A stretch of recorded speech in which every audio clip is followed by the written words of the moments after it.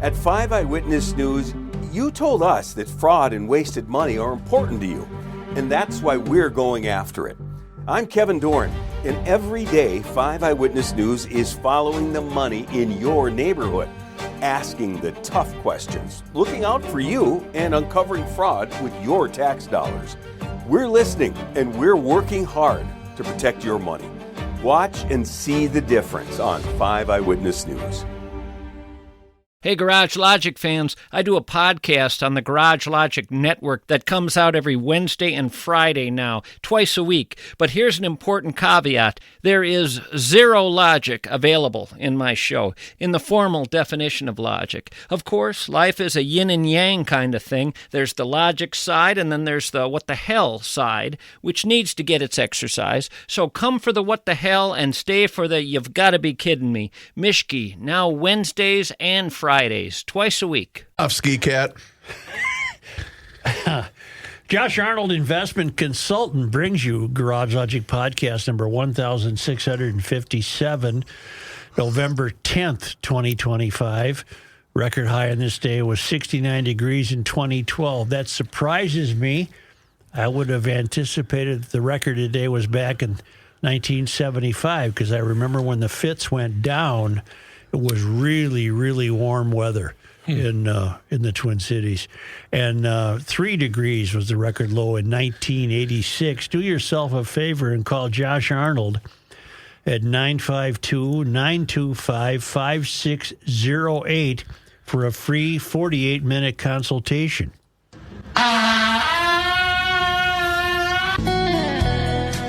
Hail the flashlight king. And now, from the mayor's office above the boathouse on the east shore of Spoon Lake. Can you turn that up or is it my headphones? With Chris Reader from the Technology Corner. Kenny Olson from the Krabby Coffee Shop. Nope. John Height in the newsroom. Nope. And, of course, the rookie. Here is your flashlight king, fireworks commissioner, and the keeper of common sense, your mayor, Joe Souchere. Okay, I can't help myself. I'm out there looking up Christopher Hitchens, a noted atheist conservative commentator, now dead, from the UK, and he was very outspoken in his opposition to Islam. And then I heard this. You want me to set it up or you just want me to play it again? No, I mean, I'm doing something serious, and you're howling and calling for Rook to run in and listen to this, and this is what they were talking about.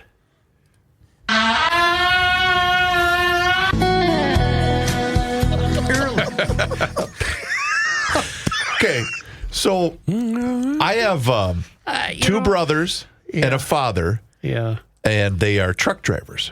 Okay. And we need truck drivers. We do. We absolutely do. And during harvest season, there's a lot of downtime because you're waiting. You're sitting around and you're waiting for whatever you're waiting for. Story? And I get a text from my brother this morning. It says, check it out. You have got to watch this. And a lot of the times he'll say, hey, I think Joe might be interested in this, things like that. Yeah. And he sends me this video. It's a guy. It's a guy in his bathroom. He's on the throne. And his flatulence sounds like the beginning of is it Wicked Love? Game by Chris Wicked Game by Chris Isaacs. His flatulence is uncanny. And I,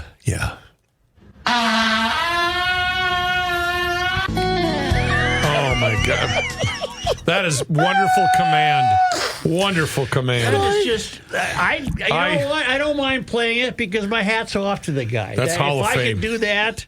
Hall of Fame. That is. It's Flatulence Hall of Fame. That is Hall of Fame. That's right underneath the crepitation contest. And we only have winners on this show. That guy's the winner. And you know what the contest is. Oftentimes, social media can be the death of a lot of us, and it can be a cesspool. That right there is exactly why social media plays a significant role in society. I'm interested that you brought up social media because I've had deep thoughts. That's why we have a guru. I've had deep thoughts today. The local, with the exception of American Experiment, Alpha News, maybe the Minneapolis Times, the Reformer, Sahan Journal, but they don't do it often enough. The conventional news gatherers in the Twin Cities, the television stations and the Star Tribune, the Pioneer Press, they do not take Ilhan Omar seriously. By that I mean, I think I've said this before. If I ran the Star Tribune, I'd put one or two people on Ilhan Omar. That would be what's called a beat. That would be their beat every day. I would have them because I don't she represents Minnesota in Congress, and I do not think she has the best interests of America or Minnesota or Minneapolis as her working motivation. I really don't. And it would be important for the citizens of Minnesota to realize what exactly she represents. I think she represents a very good lobbyist for Somalia. I don't know why people are desperate to leave Somalia. It's a wreck. It's utter chaos. It's not functioning. No functioning government. Why such fealty to Somalia is beyond my imagination. Unless, again, there's no difference between the government and religion in the world of Islam. Unless it is her wish to bring more Islam governance to this country. Yeah. This is just me speculating on the Garage Logic service road of life, because for the life of me, I don't know what she's ever done for anyone. So you're saying that she might not have in mind the 35-year veteran that worked at the Ford plant that's retired now and is living in South Minneapolis across the Ford Bridge and wants to live out his or her life. Nope. I don't think she's aware of that person. You're right. But that's what South Minneapolis was made out of at one time. Yep. What does South Minneapolis have Or to Minneapolis, do? I'm sorry. Yeah. I mean, well, but for example, back to the social media. Here's something that was, and I only have it from Facebook, and I'll admonish myself in a moment. Breaking on Facebook under something called ancient history, which might be someone's name or It's an account. it's an account. to follow. So take it for what it's worth. Breaking. Ilhan Omar is furious after Minneapolis voters rejected socialist Omar Fateh in the mayoral race. She's now claiming discrimination played a role in his defeat and says the city will soon regret it. Rather than acknowledging that voters chose a different direction, Omar is framing the outcome as unfair. The moment highlights a real divide inside the Democratic Party, where the more progressive wing continues to struggle with election setbacks. It's a reminder that voters make their own decisions and communities choose the leadership that reflects their priorities. Okay, that's Facebook. So I have to say responsibly that it's not been reported by conventional news gatherers. Nor will it locally. Apparently, nor will it, if it's true, that Ilhan Omar is furious after the defeat of Fateh. Because I read many accounts, but they're all social media accounts.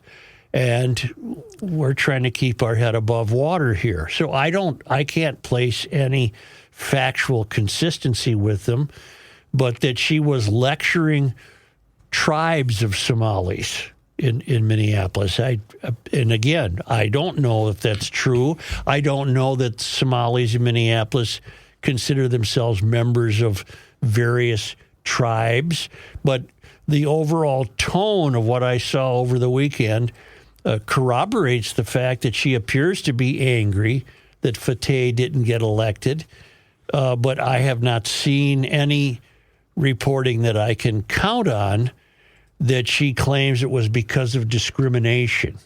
It seems like a card she would play The race card is constantly being played by her and others, so that doesn't surprise me. You have audio from what? This is a social media account that chronicled the very thing you're talking about. And in an enraged rant, she demands that her fellow Somalis should get rid of any Somalis who didn't vote for Omar Fateh. What does she mean by mayor. Get rid of, I wonder? Basically that they should be cast aside. Not meaning, murder. Not meaning death. No. It just means that you should distance yourselves. Distance yourself from your brothers and sisters who didn't vote for Fateh. Correct. Again, but this is only a social media take on this. Correct. But you could... But it's undeniably her you're going to see. 100%. Well, play that for us. qofka Soomaaliga ah waa qof cadow sare ah. Dadkaasoo kaleeta. You know what I can do? Do you want me to read what the caption says, or do you just want me to play the audio? Because it is encrypted with the translation. Well, play the audio. Okay.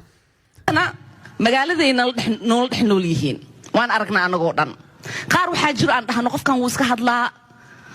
Micno ma leh. Kanina adeerkay waaye biliis waxa dhihin. Waxaa laga yaabaa ka fishaabyaalkeen waa taqaaniin dadkan ka hadlaayo. Starbucks ka la fadhiistiinay masaajid. We get it. She's speaking Somalia. Right. Do we know where this supposedly was? That I cannot tell you. I'm sorry. Can we presume it was in Minneapolis? Yes. It's cold. She might not stay here very long. Fateh was standing to her immediate left. Okay. What is and the interpret? Isn't there something online that interprets different languages? Oh, that's a good point. Because then we don't have to rely on the veracity of whoever is claiming to have interpreted her language. I thought there was some device you could go to, play something in foreign language, and it would tell you what they're saying. I wonder if I can play it from Google here. Translator. Well, there's a translate.com website. That's what I pulled up. All right, well, here's work on that. Here's what we'll do. What are we doing?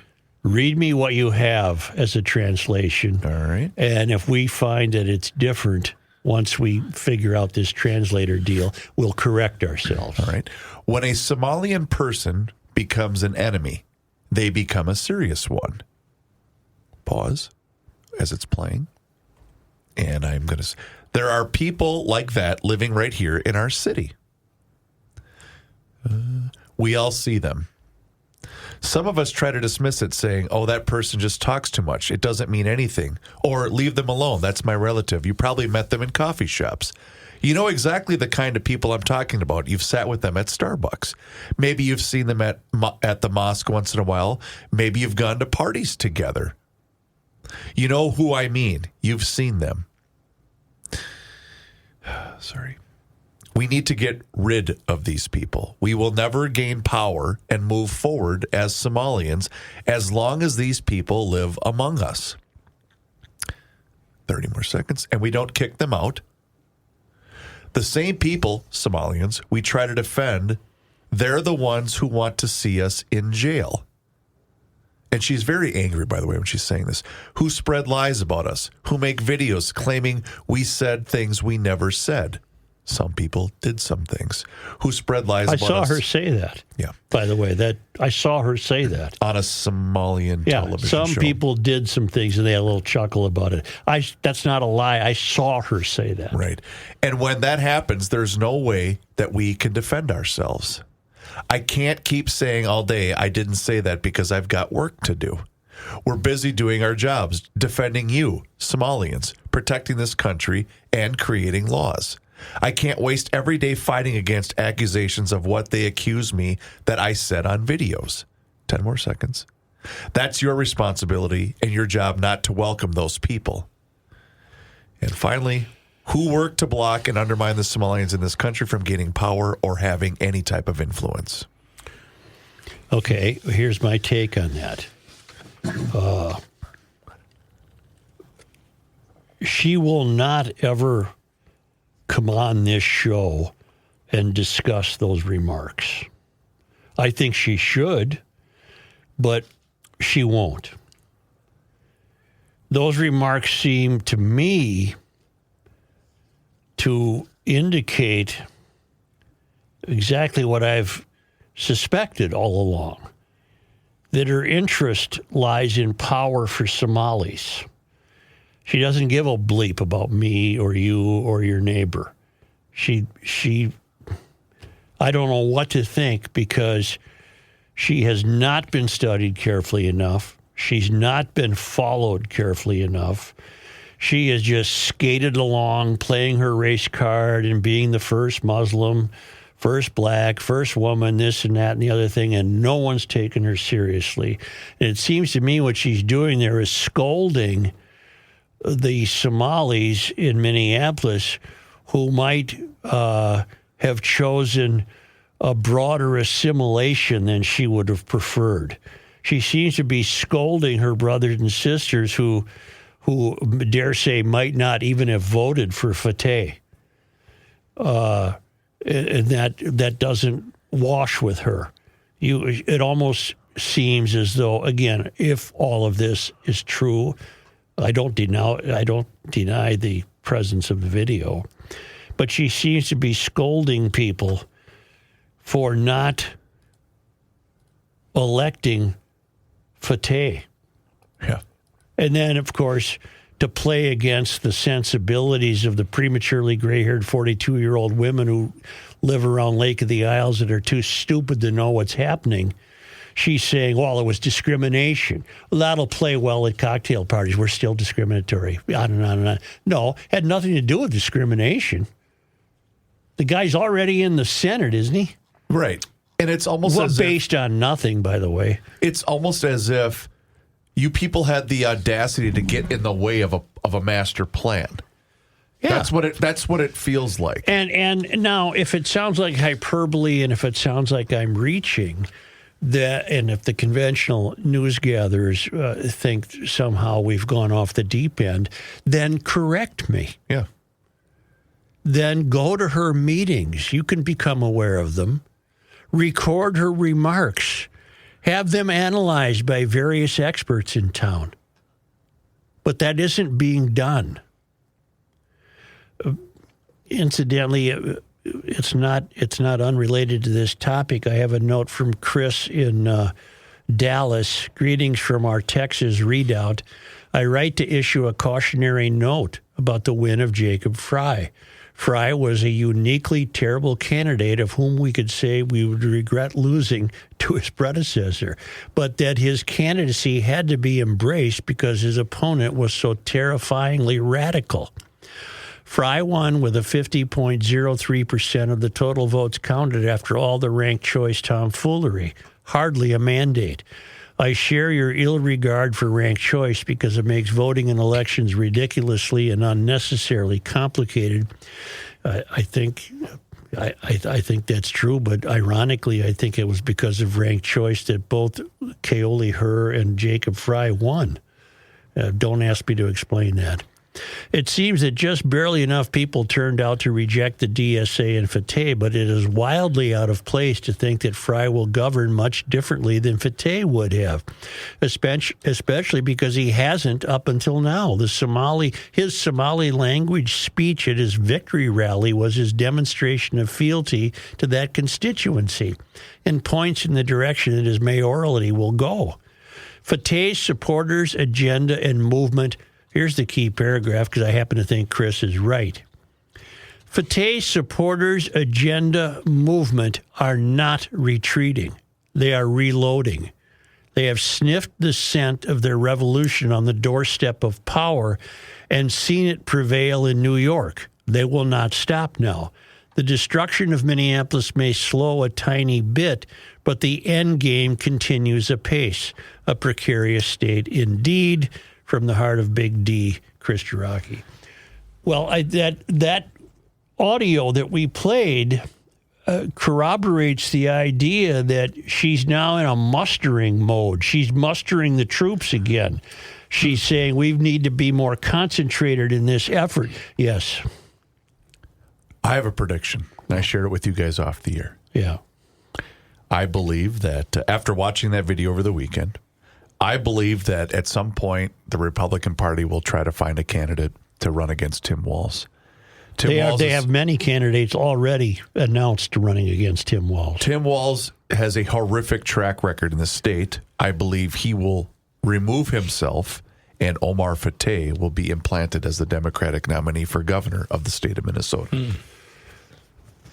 And God help us. I can't get there with that because I don't think he'd have a chance to win statewide. But here's the deal, Joe. He already holds state office. Right. You only need to win Hennepin and Ramsey County. Well, he just proved that he couldn't. He lost to Fry. Okay. Yeah. But also, Walz needs to have a backup. He doesn't have a backup plan right now. What I'll give you is that you're saying what the emailer from Dallas said. He's not done. No. He's and they not won't done. stop. He's not done. He and that political ideology, they will not stop. So we need to figure out another aspect of this. We called it that. Chris writes it from Dallas. The destruction of Minneapolis may slow a tiny bit. Is the city being destroyed? I believe so. Do you guys? Especially after watching Capcella's piece. It's not the same Minneapolis that it once was. Let's, for the sake of argument, let's assume that it's being destroyed. To what end? What? That asks me to believe that Ilhan Omar and her troops want to destroy the city. I think what that will come to mean is they can make it a more amenable place for them to live out their lives. But for them to make it a more amenable place to live out their lives would virtually be destruction to the rest of us. Because they're specifically talking about Somalian lives. Yeah, I don't think Ilhan Omar wants to walk down the street and get conked over the head with a baseball bat. I don't think we're talking about that kind of destruction. It's only destruction to us. It would only be destruction to the Western culture. True. To suddenly have prayer sirens ringing 7 times a day and women dressed in burqas and no alcohol, no dancing, no music, no this, no that. It would be destruction to us to have no distinction between the government and religion. That's destruction to us. To them, that would not be destruction. That would be a great victory for Allah. Yeah. So I think that's what's meant by, to me, that's what's meant. But when we say Minneapolis is being destroyed or that Somalis like Ilhan Omar would wish to destroy it, she doesn't mean physically. She doesn't anticipate a physical destruction. What to us, what the destruction would be the loss of Americanism. Right. That would be the destruction. So maybe destruction is the wrong word. Transformation, maybe. Transformation. Rook, will you go get the right now the big trophy? with pleasure. The American. As soon as he grabs a quick bite. Yeah. Well, as long as he's in there, you know he's going to grab a bite. The American Experiment has announced the 4 finalists for the Golden Turkey Award. This is what you... Can you take that down? What do you mean? Well, we can't see the trophy that he brought in here because you have that up. But he's got to hold it behind you. Yeah, get over here. Look at this trophy. This goes to the winning nomination, either Walz for his legal bill, the Gold Line Blue Bus Project, $1 million bathrooms. There it is. There it is. See that? The voting is open. Okay, thank you. The voting is open at the Center of the American Experiment for the 2025 Golden Turkey Award. Look at this trophy. That's metal. Beautiful.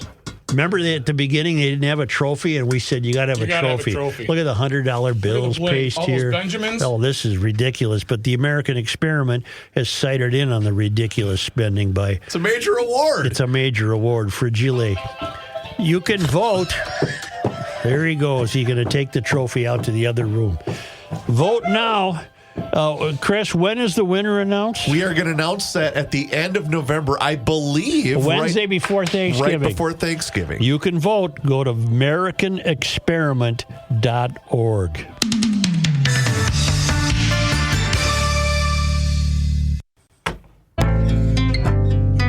The Earth is not your mother. The Joe Souchere Show. No, the earth is uneven, which is exactly why you should go to North American Banking Company and get your finances in order, because here's the deal, ladies and gentlemen. They've been at it since 1998 when they wanted to create a better banking experience for their customers and all of you business owners out there. So do that right now. Check them out online. It's nabankco.com to learn more. You know, if you're tired of just being a number to your big national bank, then make the switch. I did. You should too. By the way, I think I'm due for a visit here. Oops. What's the date today? Oh, yeah, I got to stop in Overdue. today. I got a call from Bilski. Sorry, Bilski. I'll be stopping in Are they later open today. tomorrow? Why wouldn't they be? Probably. Oh, Veterans Day. Veterans Day. I'm sorry. I would. That's a good question. You know what, Joe? I'll file a report when I stop in. I'm going to go to the Hastings location today. I think I really like that location. Anywho's, it's the same online and mobile banking options as those other big national banks, but the key difference is you get the unparalleled service of a community bank. So once again, check them out online. It's nabankco.com to learn more. Investing in your success since 1998. North American Banking Company, member FDIC, is an equal housing lender. I think it's safe to say that, well, here's one thing I would do.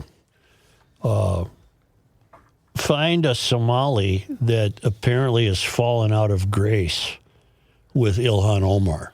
Ooh. A Somali who wants to... Is that allowed? Who wants to be an American, who wants to assimilate, who wants to enjoy the freedoms of America, and then employ that person so that person could attend all of these meetings that Omar holds and then report on them, because that person would understand the language. Well, remember, the person that broke all of the food fraud was the Sahan Journal. Yeah, and she might find them out of favor. The other thing I would do, and we've mentioned this before about Fry, he's got to man up. He either agrees or he doesn't that the American way of life is better than the Somali way of life. I happen to believe the Somali way of life is not a way to live. No. The treatment of women, the clothing, the stop what you're doing and pray 7 times a day. B as in B, S as in S. Bleep it.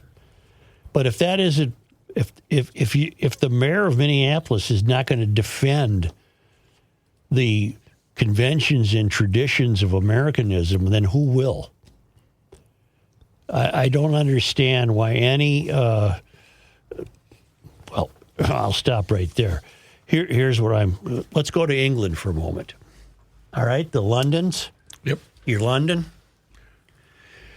More than 10,000 small boat migrants have reached Britain since Shabana Mahmood became Home Secretary. You could look up Shabama, just the way it sounds. Mahmood, M-A-H-M-O-O-D. I should have done that.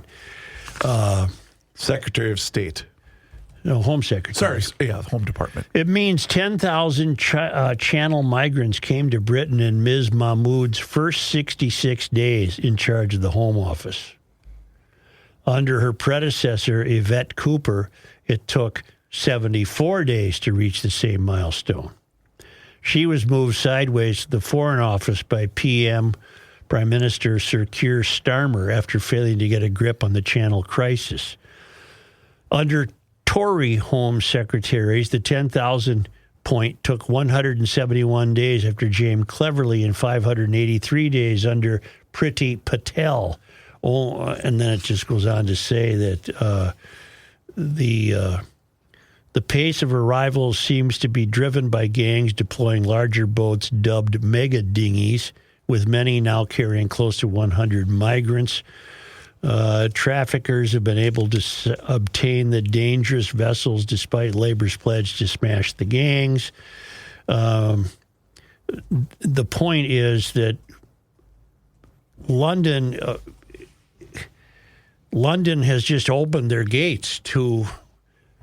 In a 2024 interview with Gabriel Progrun from the Sunday Times, Mahmoud was described as a devout Muslim. She said, "My faith is the center point of my life, and it drives me to public service. It drives me in the way that I live my life and see my life." She's a former barista. She lives next door to her parents. Wait a minute. Check this out. She went from the clerk in a coffee shop to home secretary? Not directly, but that's what her ambition was when she was younger, to be a barista, and she was for a time, and then she went on a different path. But that was her in her younger years. Well, that's not that far away from, the current president. He was a McDonald's employee not that long ago. That's true. Yeah, he worked the cashier, didn't he? Here's what I would do. If I would suggest that maybe Mahmoud is qualified for many jobs in England, but that I would think Home Secretary is not one of them. Right. Well, her alma mater is Lincoln College, Oxford. I don't know what her... Why is it that it seems as though not every person, but the vast majority of people with that type of ideology have the similar and same background? Mm-hmm. Activism, superstardom, barista, AOC was the bartender. I mean, come on. Yes. It's cold in Miami. I only mention this because the people trying to take over Western civilization by means of the environment, that's all the global warming movement is. It's a bunch of BS. I'm only bringing this up because you know perfectly well if it gets reported that it's unseasonably cold in Miami, it will be blamed on climate change. Of course. So I did the sense once. All right. South Florida could hit a low Tuesday of 49 degrees. Bring in your pets. Yeah, that's right. That's what they're saying. Pet warning, yes. Cover up your plants. And it'll be blamed. It'll probably lead the national news because those dupes fall for it. Or it's worse than fall for it. They aid and abet it. Miami's low was a 48 degrees in 1913. Fort Lauderdale hit 41 degrees in 1913, and Key West went as low as 57 degrees in 1913. Fort Lauderdale records date only to 1895, but Key West records date from 1872. And so they're very concerned down there because it's going to be a little chilly. It's been chilly before. You'll be sold something else. There will be a great attempt to sell you that this, too, is a reflection of horrible climate change. And I don't think it is. I think it just got cold. It happens. It does. It happens sometimes. I also wanted to point out, what is this? No, I don't want to do that yet. I want to do this. Bruce writes from Plymouth. I live in Plymouth, and I just got a door-to-door solicitation for permanent absentee voter registration. Sign up for a permanent absentee ballot, and they'll send you your ballot every election. How do you know you're going to be absent? What could go wrong? Again, every possible attempt to fix everything that wasn't broken is taking place in American elections. A permanent absentee voter registration. It's going to make it easier, Meaning Joe. We're going to try to make it easier for you. You'll never have to leave the house. We'll never see you again. You'll be able to vote 10 years after you're dead. And pretty soon, Amazon will be delivering you the ballot. Yes. Why not? Mm-hmm. Wouldn't that be easier? Already filled out for you. Why do you hate the disenfranchised? I don't know why I do. You know what day this is? I mentioned it, the little weather announcement at the beginning. I'm surprised the high record temperature today wasn't 1975. Did the trophy infect you somehow? What happened? Oh, you're scratching your back after I Well, rubbed you the put trophy the on damn you. trophy on my neck. Oh, I thought it was clean. Well, I'm Maybe it's itching full now. of I'm itching. avian bird flu. Did you want to hear that again? No. Yeah, I do. Okay. It is so funny that I can't stand it.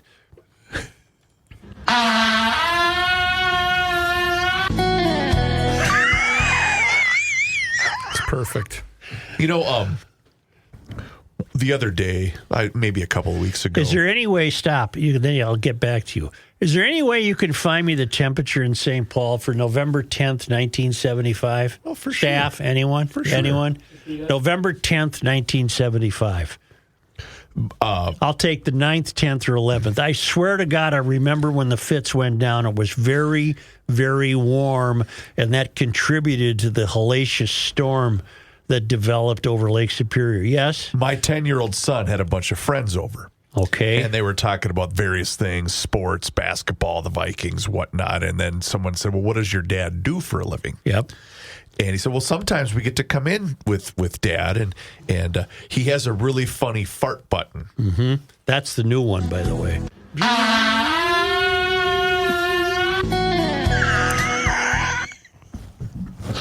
I'm disturbed, aren't I? Yeah, I'm just. We all are. So the Fitz went down on this evening, November 10th, 1975. And I have a big correction to make. Let me look at my phone. It's not one that well, here, let me just look at something here. You just bear with me. I'm seeing 50 degrees. For what date? November 10th. 1975? 1975, St. Paul, Minnesota. Try the 9th and try the... 9th, 49 with a low of 35. Try the 11th. 46 with a low, again, of 35. Well, I don't know why I'm thinking that. I'm obviously mistaken. Well, is it because maybe the homeless guy that you ran into, maybe they had a different climate up in Duluth? Yeah, he's the guy who said he came down here for the climate. Right. Let me look at something. I know I'm... Do you want to do for this? the next 3 days? Here it is. Okay. The mistake I've always made in my mind's eye is I always had the Fitzgerald leaving from Two Harbors, where it took on a load of taconite. Sure. It did not leave from Two Harbors. It was coming. Yeah. It left from Superior, Oh, okay. which is Duluth's next door neighbor, right across the bridge. That's Superior. Sure. And for some reason, I made the assumption that it was up in Two Harbors to get loaded with the taconite. But it left from Superior, which must, I'm imagining that it left from the Burlington Northern Docks. So what that suggests to me is maybe the pellets came down to Superior on trains and then were loaded into the boat, and then off they went. But they didn't leave from Two Harbors. For 50 years, I've been imagining that wrong. They did not leave. Two Harbors is considerably north of Duluth. They left from Superior. All right. Noted. Yeah. What do you want? Oh, well, let me tell you. I hope you've listened to me and taken advantage of that precision garage door offer, because the weather is certainly turned on. It's supposed to warm up again, and you might have another chance to call Precision Door. If you need a new door, Precision Door has models for every budget. They send out a designer. That consultation is all free of charge. And GLers get $100 off a single door right now and $200 off a double door. If you like your door, there's nothing wrong with it, but she's acting up. She's making some groaning. She's acting up. Grr. You don't want to take the chance that she's going to What pop kind of groaning? Well, kind of a... Yeah, kind of like that. Then they got a noisy door tune-up special for $149. Take that thing. It's got a 25-point safety inspection.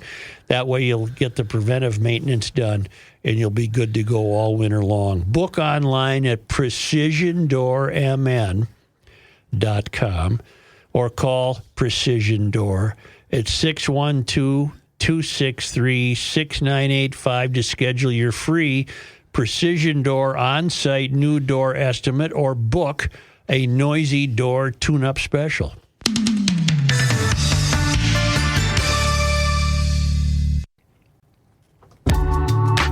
It's the end of the world as we know it, but he feels fine. Joe Souchere. Awaken 180 Weight Loss at awaken180weightloss.com. Here's the thing, GLers, if you are ready to make that switch and live a healthier life, then you know what? I got to tell you, I'm really, really happy with my partnership here with Awaken 180 Weight Loss. You know what? I haven't weighed myself in yet this morning. I'm going to do that later today when I get back home. But it's such a fantastic program. Your energy level is going to go up. There's no medications. There's no working out. There's also no gimmick. You eat. You listen to your coach, and you make small adjustments along the way. And most men are going to lose between 4 to 5 pounds each and every single week. And you know what? I feel so much better since I've been on this program for a couple of weeks now. And you know what? You should do that as well. 844-346-1800. That's their phone number for that free consultation. Or you can just go online as well at awaken180weightloss.com. Like I said, you eat to lose weight. There's no gimmicks. And you know what? You'll be happy if you did that. And when you get in touch with the people at Awaken 180 Weight Loss, please do me a favor and mention that you heard about them right here on the Garage Logic podcast. You know, I did a lot of reading over the weekend about the Fits because with each passing year, we're getting to know more and more about who the 29 people were. Mm-hmm. And they were romantics in the sense that many of them were bus drivers or, school bus drivers or short order cooks or farm and some farming capacity. They didn't grow up on the water. They were just regular guys who got jobs on a boat. Deckhands. But I got to thinking, even if the 29 had been, let's say you had a crew of 29 on the Ed. They called it the Ed. A lot of the guys said the Ed. If you had a crew of 29, all were veterans of, say, a couple of America's Cup campaigns. Sailing racing, and they knew the ocean, and they fell in and survived and got back on the catamaran. The America's Cup is a shame compared to what it used to be. The stuff they're sailing now, I don't even recognize. But anyway, if that was the crew, they wouldn't have survived. I guess what I'm trying to say is it doesn't make any difference who was on the boat. You were going to die that night because there was no way to survive the ferocity of that storm. Well, that's interesting you bring that up because what I did not realize, I know, and I'm sure other outlets have done it. Fox 9 did an what would you call it, an expose? Yeah, on this. No, I would probably call it a documentary. I have not watched it yet, but I've seen snippets of it online. And one of the things that I did not know, and again, I know I'm an idiot, I did not know that there was a second ship. Well, Arthur Anderson. Arthur Anderson's been part of the story since day one. But I can't really criticize you because I thought they left from two harbors. Right. But I guess the reason I'm not necessarily arguing with you, but that ship did survive. It did. He even, at great reluctance, the captain of the Arthur Anderson was asked to turn around to go help. And he did. And at great risk, he did that. But my point is that, the water temperature was 40 degrees. There's no way, even if they were all marathon runners, fit, 30 years old, who's the guy we had on who rowed a boat to the Arctic? He went from South America to the Arctic. If it was all those guys, they wouldn't have made it because it was just the storm was too much, the water temperature was too cold, and if the boat did in fact break in half, which certainly it appears to have broken in half when it hit the bottom, the way they would have been tumbled into the water might have hurt them, wounded them in such a way that they wouldn't have survived. They went through there in 2019. Sorry, I can't get his name. That's all right. Andrew Town, Towne. Yeah, that was going to Minneapolis resident. Yeah. An accomplished athlete. Yeah, and if they were all Andrew Towns, they wouldn't have made it. There is a documentary that featured Dennis Hale, the guy that we had on. We had him on a couple of years ago. In 96. Graveyard of the Great Lakes, a shipwreck hunter's quest to discover the past. What was the name of his boat that went down? The Morel? Daniel J. Morel. Yeah. And the Ed, they call it the Ed. Mm-hmm. The Ed was thought to be one of the safest boats on the lake. So. Nature, bigger than man, wins again. It really does. So the Anderson was in front of the Fitz? No, Anderson was behind. They were about 10 kilometers behind. Okay.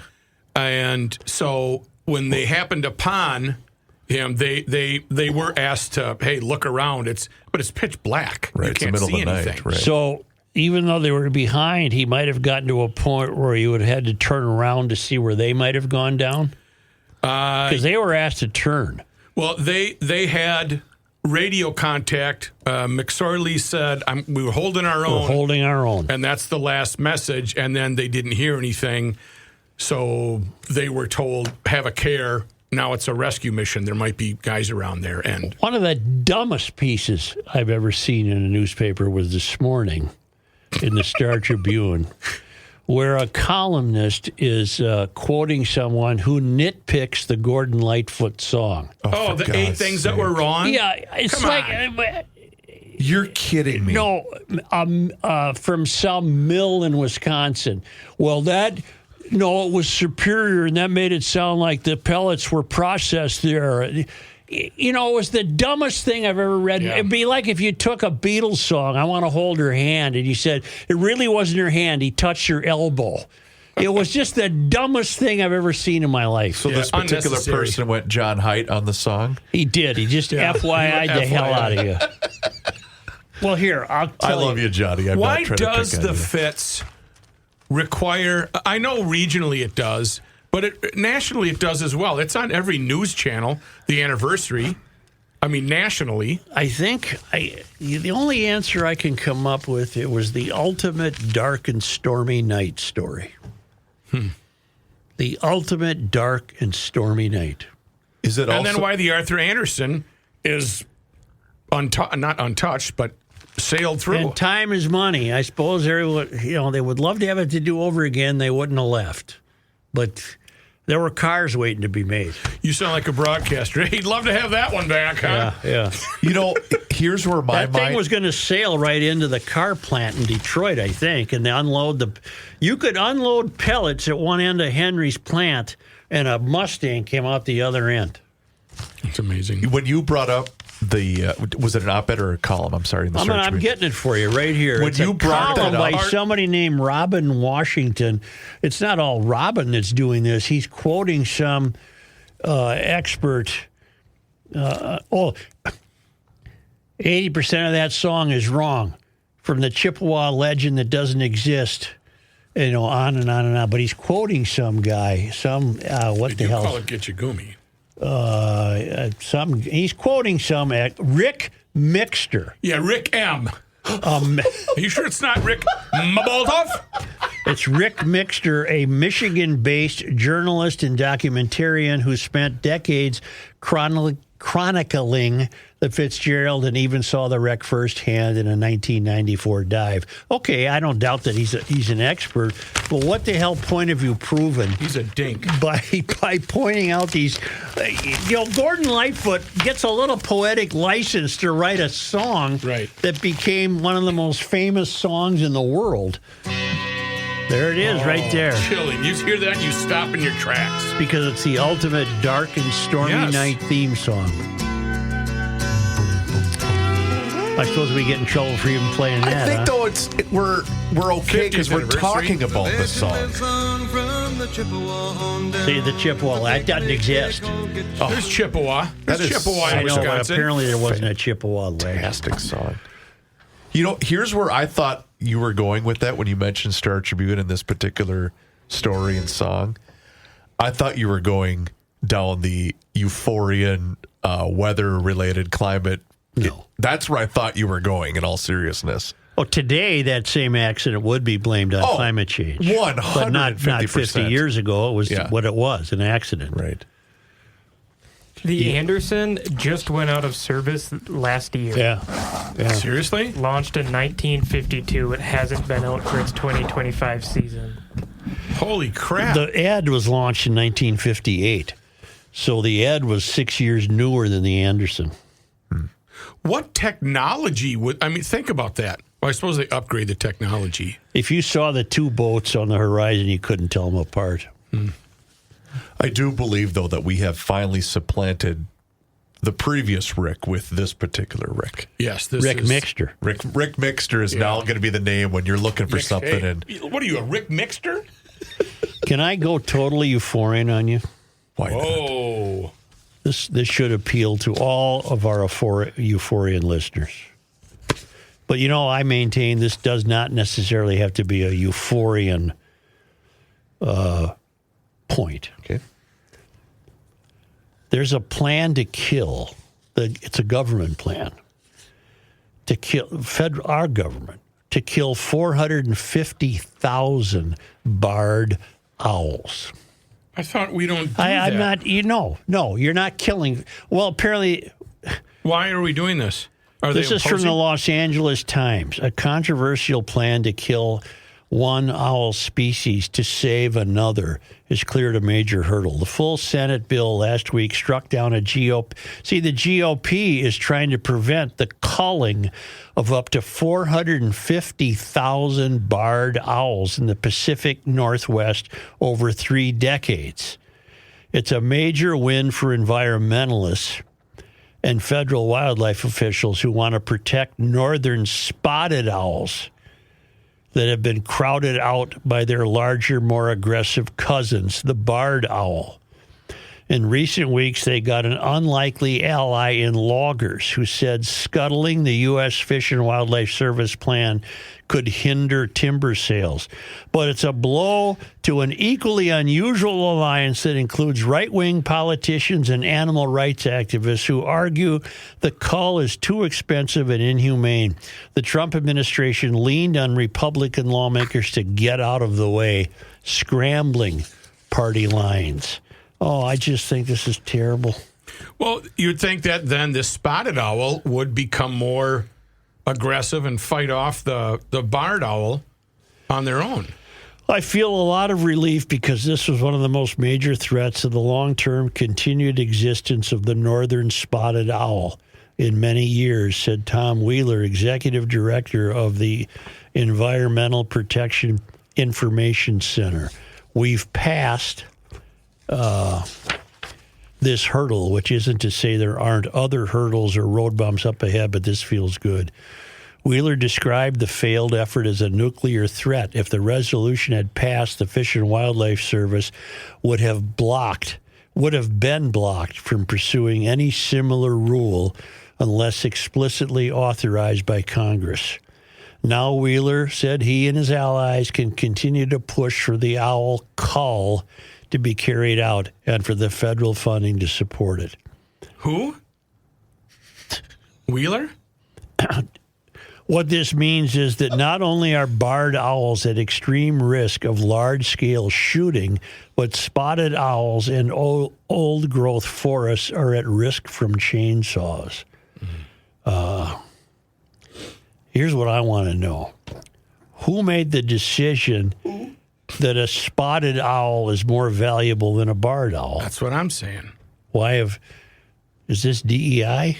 Are we looking for equity in owls here? What is this? So this is, it should be nature taking its course, right?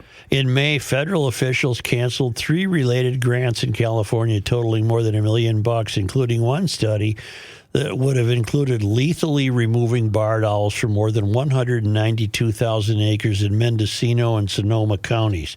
However, there are other projects to kill barred owls in California, according to Peter Tira, a spokesperson for the California Fish and Wildlife Service. One $4.3 million grant issued by the state agency will support barred owl removal in the northwest part of the state, along with other research. Another grant issued by NASA to a university involves killing barred owls in California. Why don't they say hunt rather than kill? because it's not a hunt. It's a wipeout. And I don't get it. I'm pro owl. I don't even think that's Euphorian, Joe. I think that is. Can you move all the barred owls to Minnesota? Because I love owls. We hear one once in a while in our back. Same. Yeah, close to the river, of course. I actually recorded a video last night. Don't forget I'm having brunch with Megan tomorrow. Who? Megan, my coworker. That's fine. Thank you. They were in the backyard. Why would they? Are they only in the Pacific Northwest?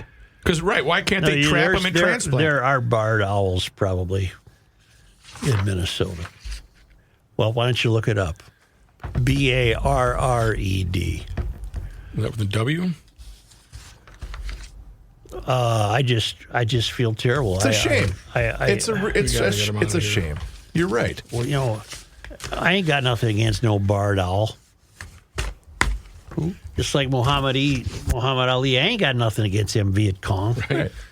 Barred owls are year-round residents of Minnesota, commonly found in wooded swamps and dense forests across the state, though they are more often heard than they are seen.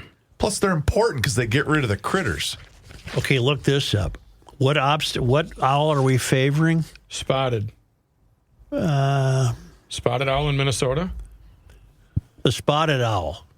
Apparently, somebody believes the spotted owl will go extinct if we don't get rid of the barred owl. No spotted owls are not native to Minnesota. The larger aggressive barred owl from the east has moved into their territory in the Pacific Northwest, causing the decline of the spotted owl. While you might see owls, okay.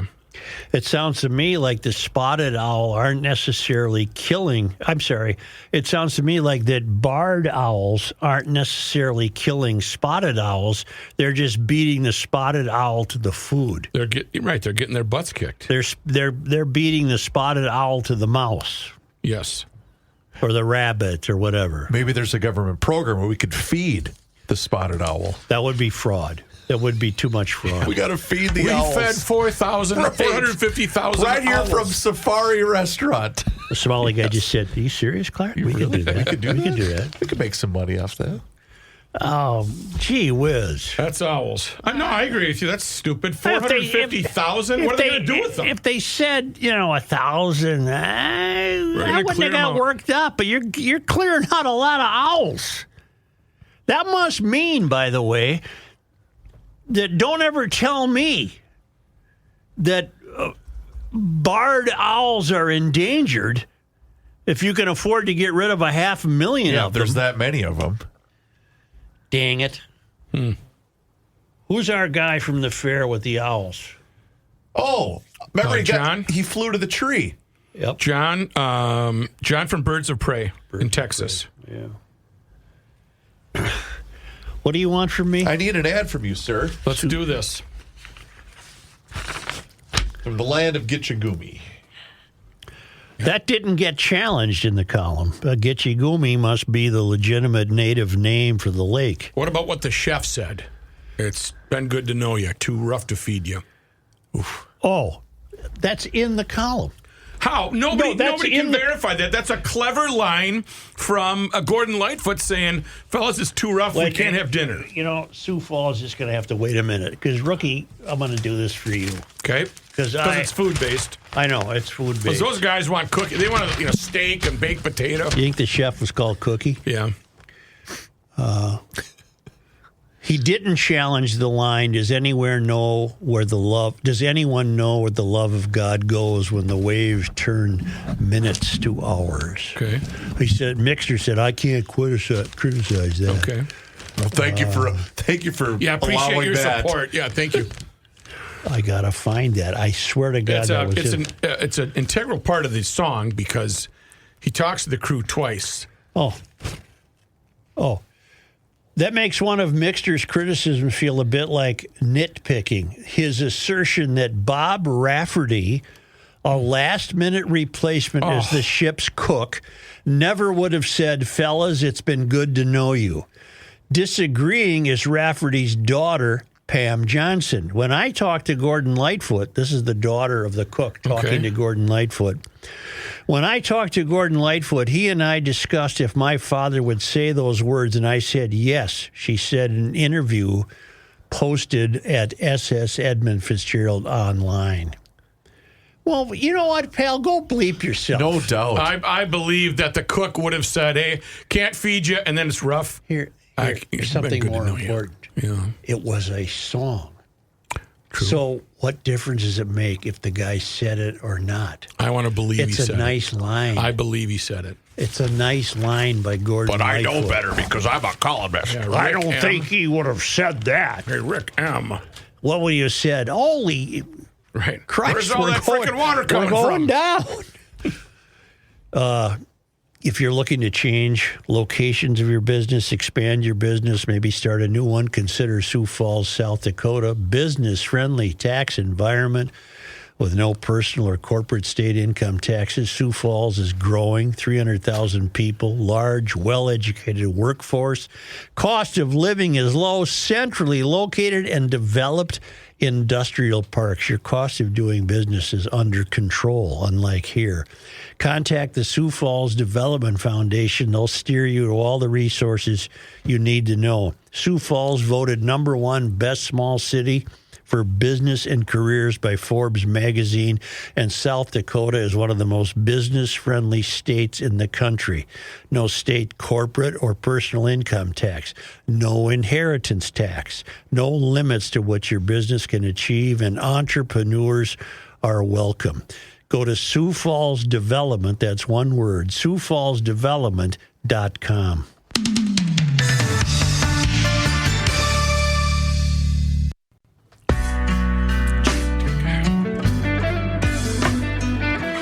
Here's a man who spends hours in hardware stores, sifting through the nuts and bolts of life. Joe Souchere. One of our young assistants just went to the U.S. Game and Fish. Was it U.S. Wildlife Game and Fish? The U.S. Fish and Wildlife Fishing, Service. and you discovered what? It would be $1.35 billion for the entire projected project. Of killing the owls. Of killing the owls at $3,000 per owl. Over 30 years. Over a 30-year plan to remove 450,000 owls, which this was announced to the government in the letter from the Honorable Doug Burgum, the Secretary of the United States Department of the Interior. It'd be cheaper to round up all the spotted owls and train them to get tougher. Like put them through Navy SEAL training or something. That'd be cheaper than to kill 450,000 barred owls. Yes.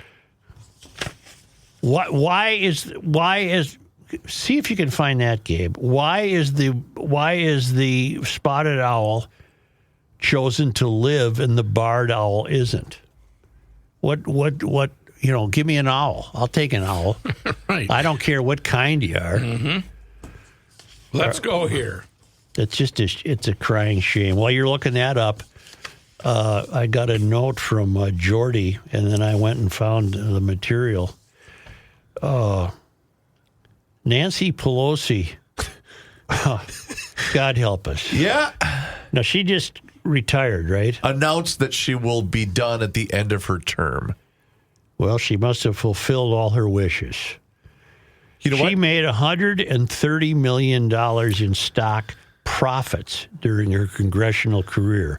That's a return of 16,930%. Man, she's really, really good. She is really good. And Jordy's angry because he said that's a little better than the return his Fiat stock gave him from Joe and Pat's hot stock tips. Yeah, right. Well, I thought I had a piece about this. What did I do with it? I had a nice, I had a big document about this. It's her husband, Paul, who does the investing.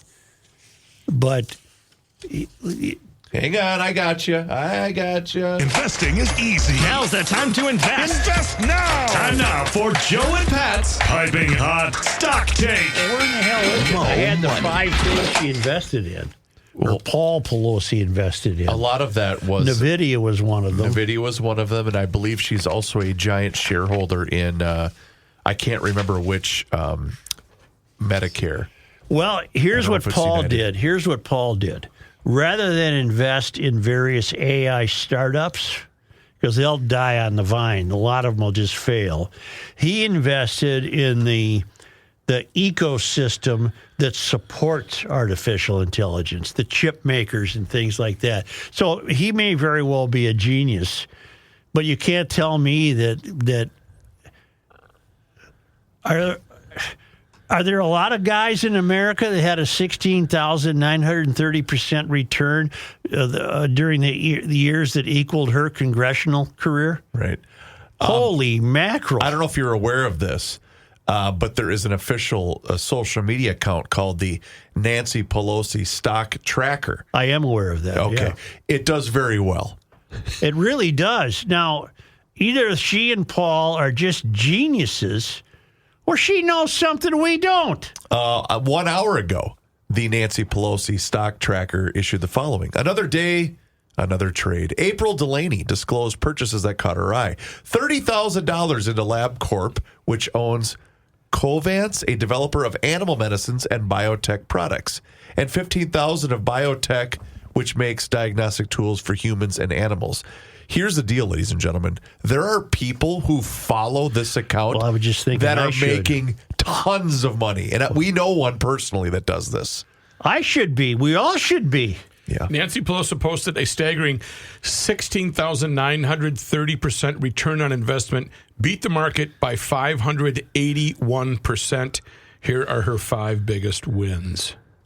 Read them to us. They're making me scroll down. Well, you can do that. Tempus AI. So that's a bet on healthcare. That's relatively. On January 13, 2025, she purchased 50 Tempus AI call options at $20 a strike, valued between $50,000 and $100,000. The stock has surged more than 150% in 2025. Since she bought it this year, the stock has gone up more than 100%? Yes. Well, then to prove corruption, you'd have to find some congressional action involving her that involved that company. Alphabet is on NASDAQ. It's an AI giant that found a spot in Nancy's portfolio. Even after melting up to more than 45% year to date, I see Alphabet shares as the value in big tech. So that was another one she won. Palo Alto Networks appears to be Pelosi's cybersecurity stock of choice. She got a tad frothy after an 81% 2-year surge. You know what would happen if I invested in any of those? They'd all go, They'd go right in the tank. They'd go fiat. They'd go fiat on me. Wow. That's amazing. And Nvidia Corporation. Nvidia. Yeah, that one. There's other people in on that, too. They're a chip maker, aren't they? I believe so. Well, good. She outperformed the Dow. Yeah, by 500%. I mean, well, she's 84. Go away. It's all in the up and up.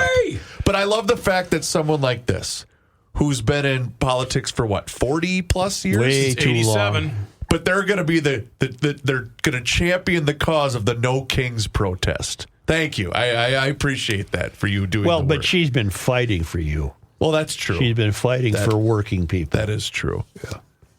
That's an amazing record. 16,000%. I wish I could get that. Gabe, why can't you get that? Well, why don't you follow her stock purchases? I don't have any money to invest. Most of them probably are not affordable to buy anyway. Probably. You know, Paul's in charge of that.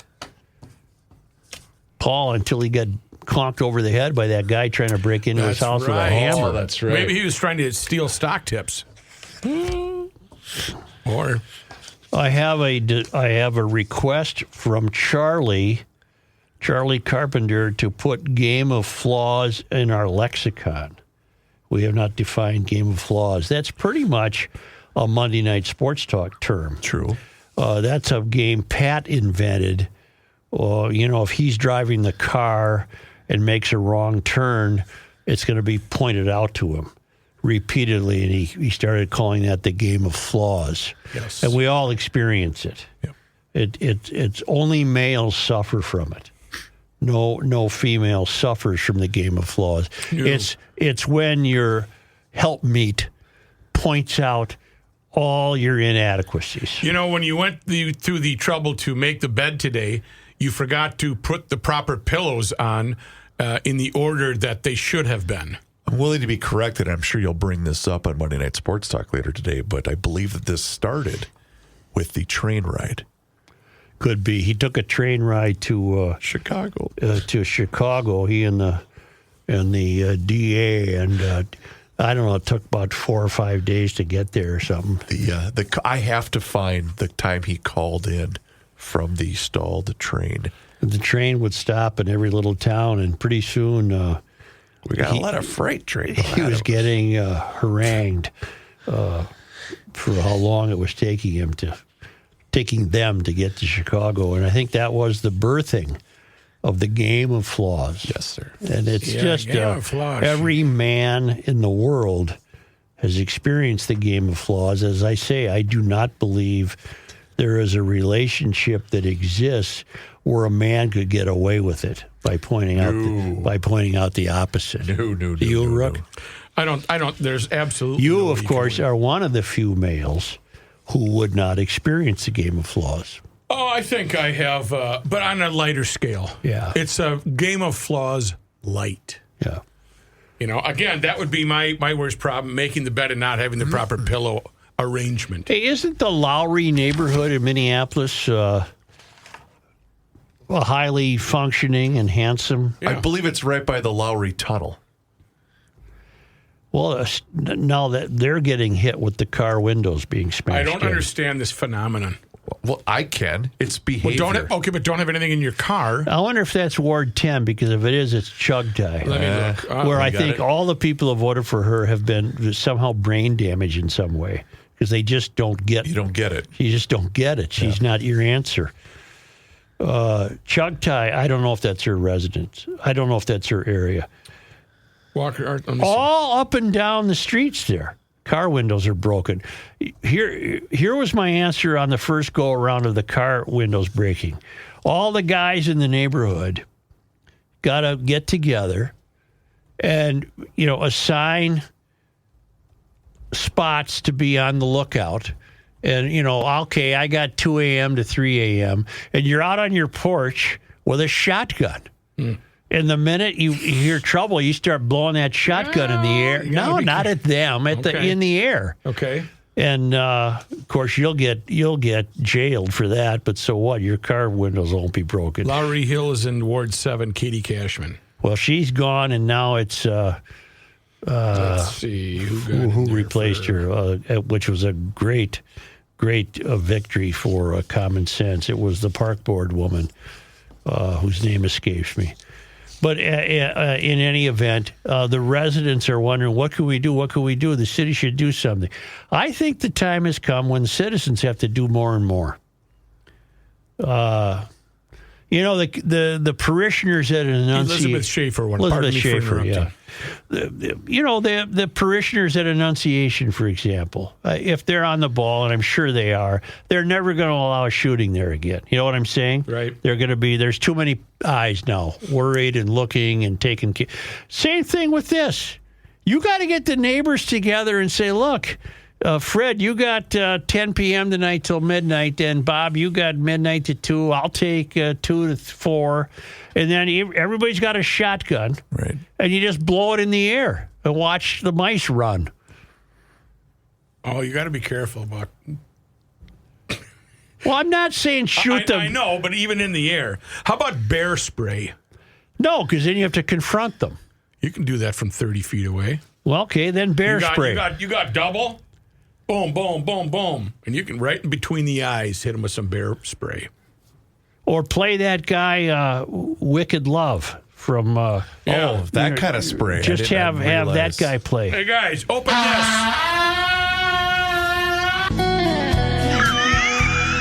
They'll stop and look up and see what's going on. I was distracted for just a brief moment. I apologize. Henry, who's a loyal town council member, just sent me this video.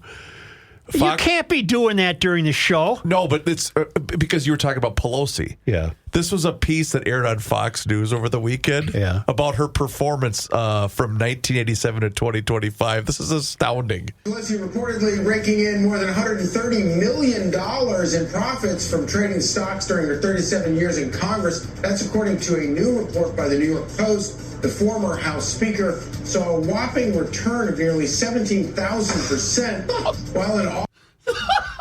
Wow. It's just amazing. 17,000%.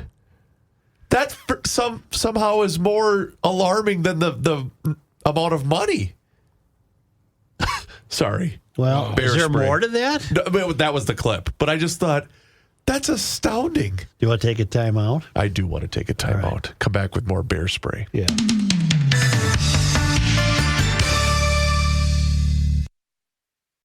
Ready, Motorman? Let's go. This guy wears many hats, just not indoors. Joe Souchere. Let's go traveling with the Lymans. Oh. It's only because they come to us all the way from the port of Walvis Bay in Namibia, Africa. The port of Walvis Bay. They're just the traveling Lymans. Worldwidewaftage.com. We did a lot on this day. On November 10th? 1851, the Sisters of St. Joseph of Carondelet opened a school for girls in St. Paul, enrolling 14 pupils and holding classes in the former chapel of St. Paul. Originally named St. Mary's, their school would eventually be known as St. Joseph's Academy. That's where my mother went. I think I had sisters-in-law that may have gone there. On this day... Joe, today is November 10th. Is that Choff? That's Choff? St. Joseph is now Choff. Yeah.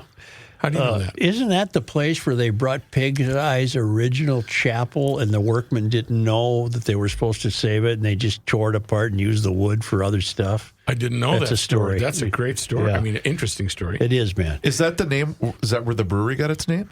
Seriously, I'm not trying to make a joke. Yeah. Okay, Yeah. I did not know that. On this day... Go get yourself a case, Rook. On this day, November 10th. In 1855, Henry W. Longfellow published the Song of Hiawatha. Although the poet never visited Minnesota, his poem depicted locations such as Minnehaha Falls and inspired some of the state's Ojibwe place names, including Bena, Nushka, Osseo, Ponema, and Wabasso. They all had Indian names, see? On this day... November 10th. In 1871, guess what school opened? We just had St. Joseph's open in 1851. Pig's Eye. Durham Hall. Cretin High School opened Cretin in High St. School. Paul, named for Joseph Cretin, the first bishop of the Diocese of St. Paul. The school merged with Durham Hall High School in 1987. How about that end of the football game, losing to my Storm over the weekend? Yeah, shame on you.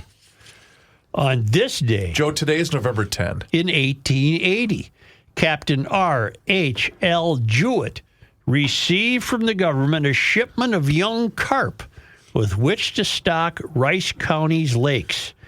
A government commission had been formed in response to European immigrants' demands for the fish. What's your favorite Rice County lake? I'm unfamiliar with them. Mine's Cannon. Well, I'm not. I am familiar with that. Yeah, my folks live by Cannon But Lake. it's a coffee-colored lake. No. Cannon Lake? No. Isn't it near Cannon Falls? No, it's in Faribault. Oh. I don't know. Let's ask Morgan. Don't forget about me. On this day... Joe, today is November 10th. In 1933, workers at the Hormel meatpacking plant in Austin staged the first sit-down strike in American labor history, occupying the factory to prevent non-strikers from operating the equipment. The strike was settled on December 8 after hearings by the Industrial Commission of Minnesota. On this day, Joe, today is November 10th. God loved the 29 souls lost. The ore boat Edmund Fitgerald sank in Lake Superior and 29 crew members drowned. On this day, November 10th. Governor Wendell R. Anderson announced that he would fill newly elected Vice President Walter Mondale's Senate seat. He resigned as governor and was replaced by Lieutenant Governor Rudy Perpich, who then appointed Anderson to complete Mondale's term. The move ended Anderson's political career and made Perpetous. Anderson would not earn re-election to the Senate in 1978, but who did? 78? Would it have been Boswich? Rudy? Rudy's first time around? In 1978, but Perpich would serve out Anderson's term and was elected governor in 1982. So Anderson and Rudy got together. This is the way it happened. No, seriously. Anderson said, look, I want to name you, I'll name you a governor. You're my lieutenant governor. I'm going to go to the Senate. What if Rudy said fine, and then Wendy changed his mind and said, no, I'm naming somebody else governor? Wouldn't that have been funny? Yes. That didn't happen that way. Lou Wangberg. Yeah. It's in that era, too.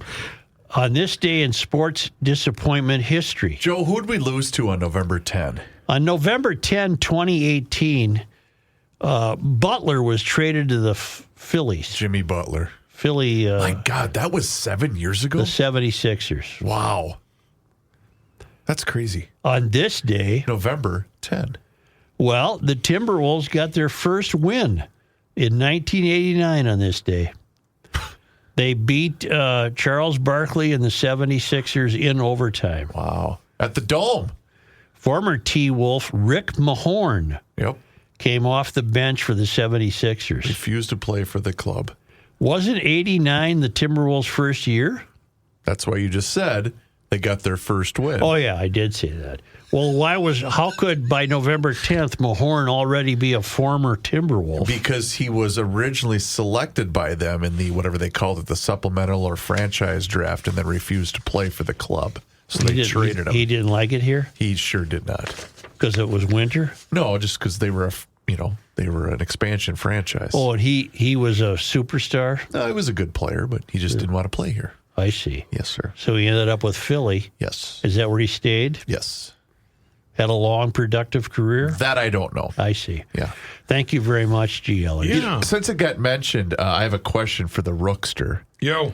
With the Suburban full of pig's eye, how long do you think it took the governor to drink all of that? He's not a drinker. Well, that's what I I'm wondering. drink to get drunk. Yeah. And if I'm up north with my Southsiders, I'd say about Sunday at about 1:30 in the afternoon. And if I don't have too bad of a sunburn and I got to come back, then Rookie's got to put some lotion on my back. Oh, my God. I was as red as a lobster. Terry wants to put this lotion on me. Plus, I had some plumbing problems with all that pig's eye. I sounded like Wicked. Sounded like Wicked Love. Wicked Love by Chris Isaacs. I believe it's Wicked Games. Guys. Wicked Games. Too.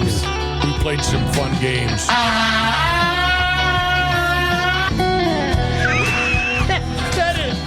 That one really tickles my funny bone. We got drunk and played Southside Spin the Bottle.